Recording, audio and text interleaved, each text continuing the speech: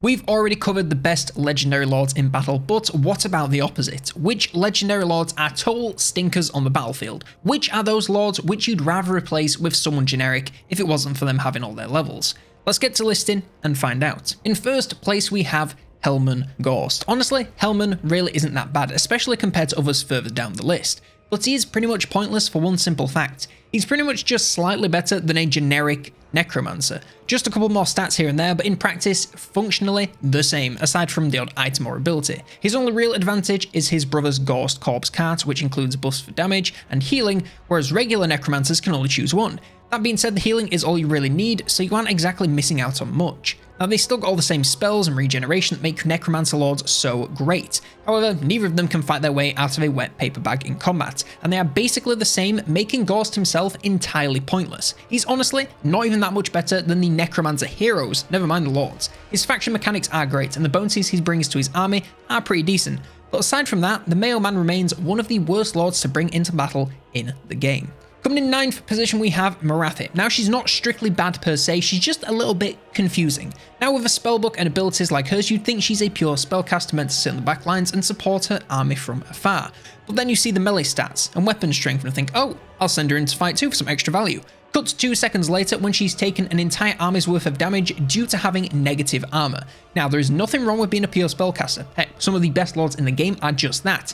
But Morathi isn't one of them. She has an odd mix of spells with some decent and some worthless. She just feels like she doesn't offer a lot during battles. I'd honestly rather take a Supreme Sorceress, because at least then I can choose my preferred lore and take a more advanced mount to deal some damage alongside being a spellcaster. It feels like she's 80% of the way to being a good lord, but they just gave up before finishing off any aspect. She's an okay but not great spellcaster, good damage but awful defense, and just one mount choice which doesn't improve on anything all that much. Morathi certainly isn't terrible, and if you use the spells right you can get a lot of value. But overall, she's not a very good lord. And as I said, you might as well go with a generic lord because they're just simply better. Coming in 8th place, we have Fae Enchantress, another pure spellcaster, and my problem is pretty much that entire title.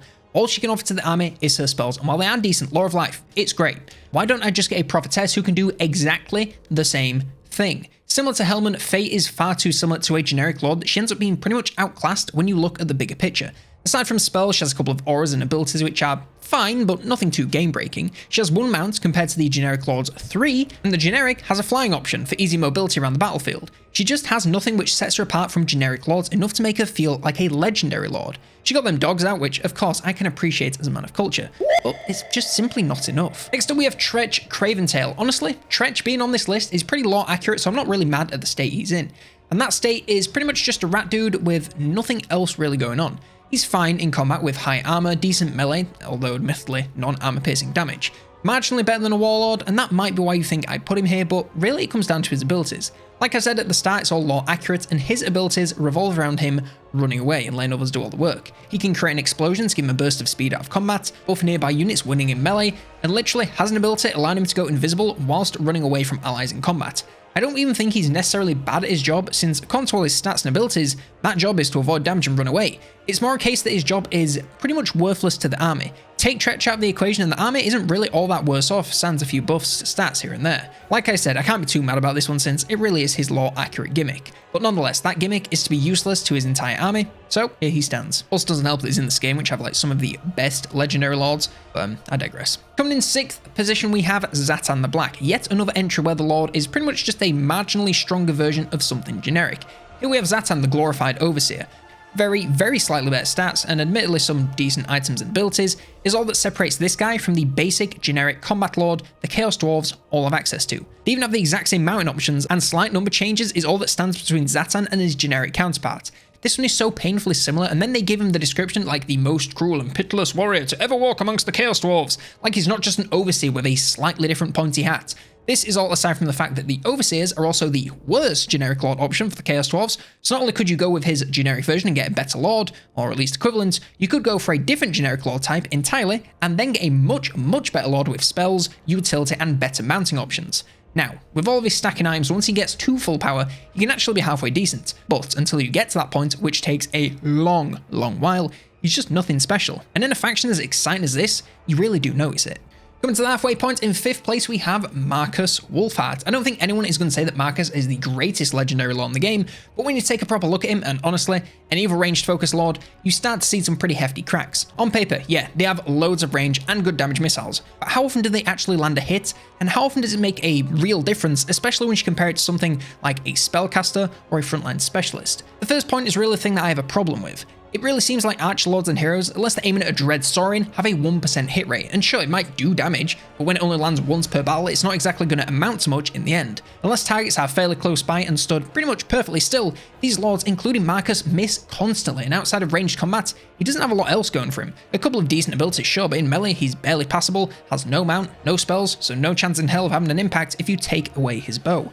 Hopefully the changes to projectiles in 4.1 make some difference to this, but for now, he and most other bow-based lords and heroes are borderline useless. Yes, this video has been made in advance. I'm organised sometimes, what do you know? Speaking of bow guys, Alif and Ar. He's a bow guy. He's extremely similar to Marcus, but in the end I put him just a hair low in my rankings, since I at least like Marcus's abilities to deal tasty damage as long as they land, whereas Alif can be sneaky, make a copy of himself, allowing him to keep distance and miss more shots. This entry is pretty much the same reasoning as Marcus. His bow misses constantly, hopefully gets fixed, but as of around this video, it's still wacky. Outside of this, he has not really a lot else going on for him. Admittedly better melee stats than Marcus, but in the end they'll perform about the same, and both lose to anything halfway decent if they get caught out without heavy support. His abilities are pretty useless, as I just mentioned, and overall if I was going to pick a lord to lead a high elf army, there is a laundry list of options, both generic and legendary, I'd pick before him, and honestly, it's not all that close. Coming in 3rd place, getting on the podium, we have Thor Grim Grudgebearer. Now I know this one's going to get me in the book, but can you tell me with a straight face that Thor Grim is really any better than, say, Belgar?